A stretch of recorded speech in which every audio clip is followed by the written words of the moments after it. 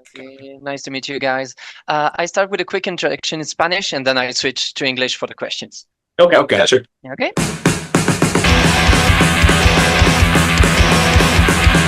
Hola, ¿qué tal a todos? Bienvenidos a su PUNKCAST favorito. Yo soy Quentin y voy a hacerle unas preguntas a The Frights. How are you guys doing? Good, man. Thank Great. you. How are you doing? Good. Fine, thank you. Well, I'm going to start straight away with the first question. Your early records, a bit more than 10 years ago now, had a lot of humor and that carefree attitude, but your newer music feels much more vulnerable.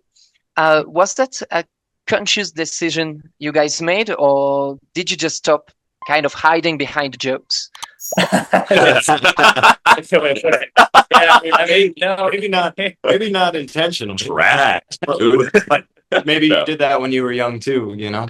Yeah, no, we definitely fucked around a lot, and we thought it was, had a lot of, even the titles of the songs have a lot of inside jokes in them. I think that just happens with age. You know, we wrote a lot of these songs 18, 19 years old, and so the more and more, but they're less obvious, but the more you listen to some of the new records, there's a lot of silly stuff in it, but it's certainly less in your face. So yeah, that was not a conscious decision though, just natural, I guess, just getting older and losing that using that young I guess immaturity. I don't know.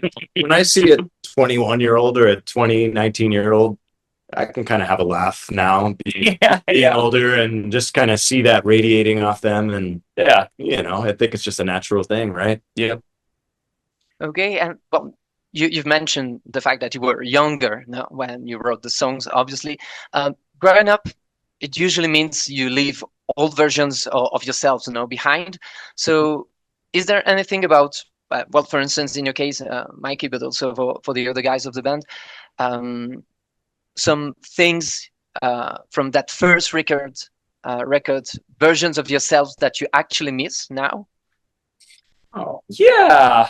I think I miss the lack of overthinking. There's a lot more overthinking that happens naturally as you get older, especially when you're writing a song.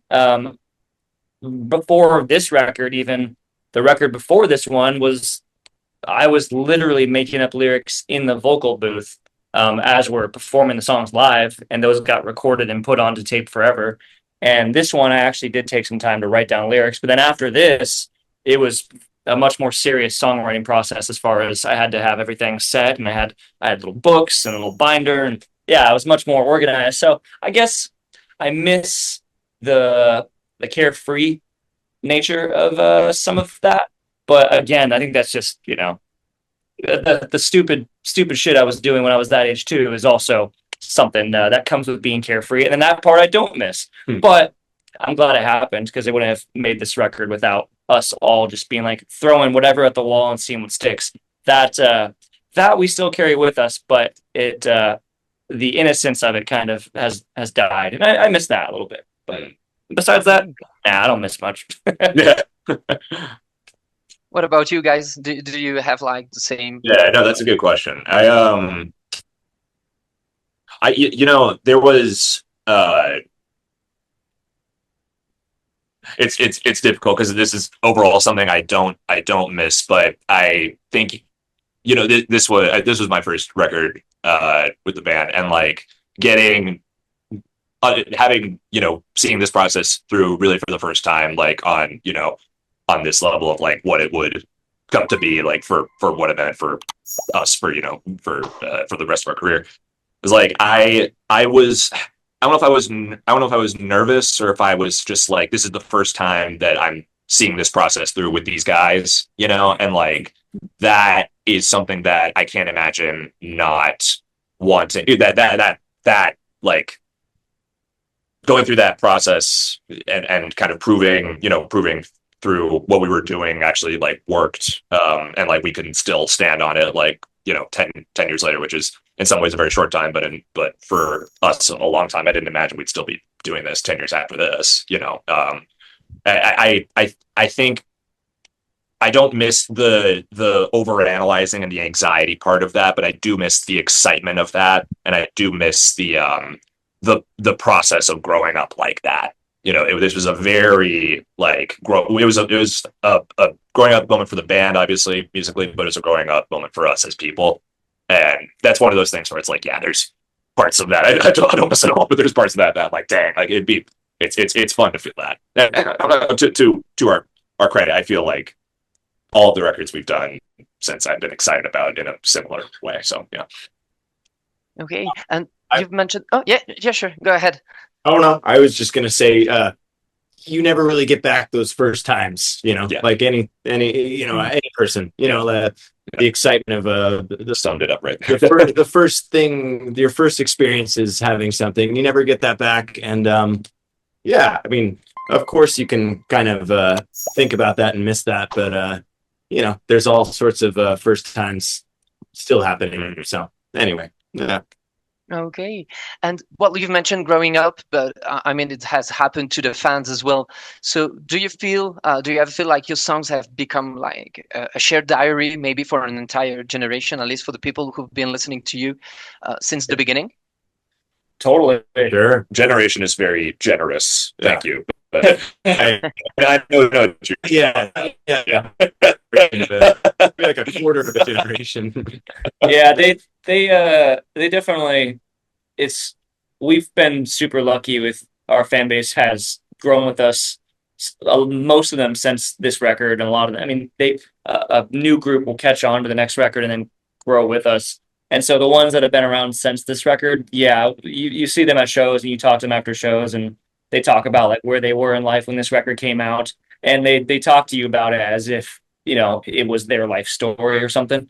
And that is crazy, and that was something. That's one thing about getting older that is really cool, is being able to appreciate those conversations more. Because when you're a kid, when you're 20 years old, and someone tells you, "Oh, this means the world to me," you're like, "Yeah, whatever." Yeah. I fucking know You don't know anything. You're so yeah. The older you get, the more nostalgic you are with them, and you totally. It's their story as much as it's probably more theirs than it is mine at this point. So yeah. When you're 16 years old, the time between 16 and 19 years old is a lot of mileage there. I mean, you have to think that your whole life can change between that time. Your whole musical, your whole you might not even like music anymore by the time you're 19. So the fact that this is like a big chunk of people's lives between 16 to 19 years old, even if they do just drop off after this record, like Mikey said, there's just another group of people who are that age, and it kind of encapsulates that piece of their life again. It's kind of interesting to see it and hopefully keep going in that direction. I think about the bands that I like first was exposed to around the age that like say we were when we were making that record, and like I think about, I mean, most of them I still listen to now. It's an incredible, I mean, return on investment is such a weird way to put it, but like my life is exponentially better because of some artists that I had started listening to then, and just they have gotten so much better since then, and my time with that has been rewarded, and that is just such a cherry on top. There's a lot of bands that that like were dead before I was even born that I can't have an experience with, and so kind of to be able to see the other end of that on a pretty small time frame, but in some ways a long time frame is very special, and it just gets better as the longer we last, like the longer we last in this set doing this.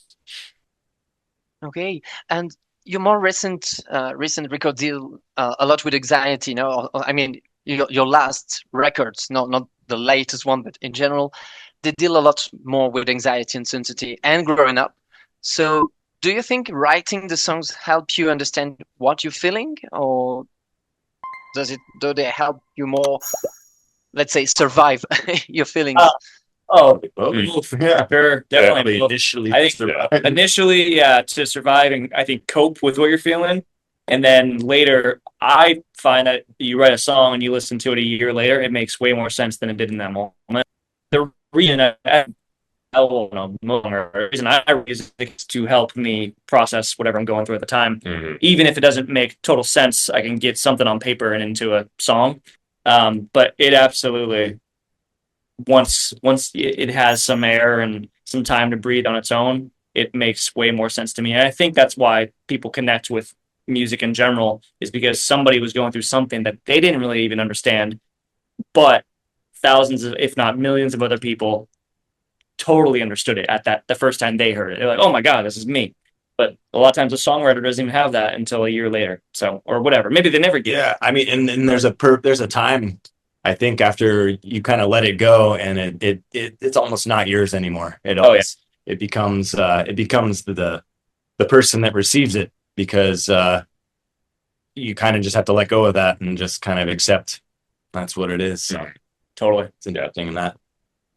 So Okay, and after 12 years, you guys writing songs, what's scarier? Maybe changing too much, or actually making the same record over and over again? I think that would be way scarier to make the same record the over and over latter, again. yeah. Just because that I don't know, if the bands I listen to, I like to be able to tell what era I'm listening to based on how the record sounds. If everything sounds the same, that would be not, well, first of all, not a band I'm into, unless they just have one record. But yeah, I think obviously our records change quite a bit per record.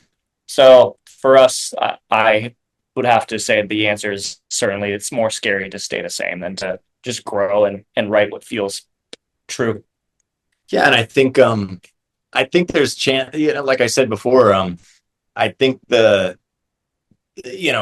every time, when 3 years go by, when I was 16 to 19, I probably don't listen to a lot of those bands that I listened to when I was 16 at my age, just because I moved on and found different things. And I think it's exciting to think that we change and make a totally different record, and we maybe grab totally different people, and the cycle just continues. Hopefully that's the goal. Otherwise, you're just kind of stepping in it over and over and over again. And I think for me, what validates the choices to make like different sounding records, kind of the way we do, but still exist kind of in the same genre space generally. You can get very general with it, say rock music, sure, but like just because of the instruments we tend to, but it all come together in some way or another. In the live show, we can play a couple. So we usually try to play. I'm looking at the set list right now. Like we try to play a couple songs from as many of the records as we can, just to do that, and like it, the way we do them live, people like that, and so that's a thing that helps the process. It can be like, hey, I didn't really like. Sometimes I'll hear, and this is very, very. I'm very thankful to hear this sometimes, but it's like I wasn't a fan of this album until I saw you guys do it live, and it was a little different. But then I could break down kind of the biases that I had against the instrumentation maybe into the song, because more of it the rest of us are working on some great songs, and so like it's just up to us to challenge what we want to sound like at that particular time. What are we feeling like? And some records are going to be different, quote unquote, from somebody else's perspective than others. As time goes on, I think a lot of it sounds more similar than different. Actually, definitely. I think maybe as time goes by, an album like Everything Seems Like Yesterday doesn't seem so different to me than it did initially. It's been it's never been easier since kind of home studios got really good 25 years ago, that like people had access to make all these choices, and so how you stay consistent and the choices you do make, what you are consistent with. And there's a lot of crazy shit on this record that we're touring on 10 years later, but it's still there's still a vision for it. It's a lot of that's thanks to the songs, a lot of that is thanks to Zach, and like there is some sort of choices that we made that people really like, and that's really, really awesome. And has playing live changed? I mean, it's been 10 years since the second album, if I remember. Oh, certainly. So has it changed anything with the whole process of the band, the whole evolution of it? Are you asking how our live performance has? I'm sorry. Yeah, exactly. Oh, certainly. Has anything changed in the way you perform live in the last 10 years with the evolution of your sound, but as well with maybe? Sorry. Sorry. Yes, Richard just got here. That's his WWE entrance music. Certainly. Yeah. Yeah, we've definitely it naturally shifted as a live performance. I mean, we've added different members. Jordan wasn't even in the band at this point, so was obviously a big change after this record came out. And we had another live member for a couple of years as well. Lots of shit's changed in the throughout this whole thing. So yeah, live performance. I mean, it's certainly dictated by whatever record comes before it, though. So yeah, it's all a product of whatever we're writing and recording and performing at that time. That is the first concern, obviously, because you have a new addition to the. If you have a new addition to your discography, turns out you're gonna want to play it. So yeah, we make a lot of even performing, getting ready to perform this record. I played these songs for years with these guys, and there's some substantial changes in the approach to even playing these songs that we played for years. Yeah. So yeah, it's been fun. Okay. And well, you'll be back in Mexico on August the 28th.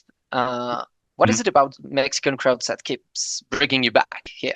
Oh, this is our first time. It's our first time. It's your first time. I mean, yeah. Okay. I've been to one of that I don't know that the Oopsies. Sorry, guys. That's the first time. Yeah, it's okay. Yeah. So we'll see. We'll see if they bring us back. Okay, so it's going to be the first time since. Yeah. Mexico City. I'm stoked. Yeah. Cool venue. Yeah. We've only Okay, there might have been some confusion here, but you've never been here in Mexico, even on holiday or something. Oh no, we've been there. Okay, I think all of us have been there. I've spent substantial amount of time in Tijuana because we're from San Diego. So. Yeah, you're close to the border, so it's not California. Yeah, it's not that far. This will be the first show in Mexico. Okay, so what do you expect from the audience here? Pandemonium on the streets. We expect Beatlemania. We expect to not even be able to drive out of there, and people jumping on our cars. So just keep that in mind, Mexico. Wow. Changes things for me. I expect nothing. I'm slightly more humbled about our first time coming down. All right. I guess I expect like a good show. I expect a great show. I do expect some good food. Yeah. And some good drinks. Yeah. And I'm expecting a beautiful city. Good time. Yeah. Okay. Well, thank you ever so much, guys, for your time. I hope you'll enjoy your first show then in Mexico. Thank you ever so much, guys. Yeah, that was great. Great. Thank you ever so much. Take care of yourselves and, well, enjoy your show here in Mexico. Thanks, man. Appreciate it.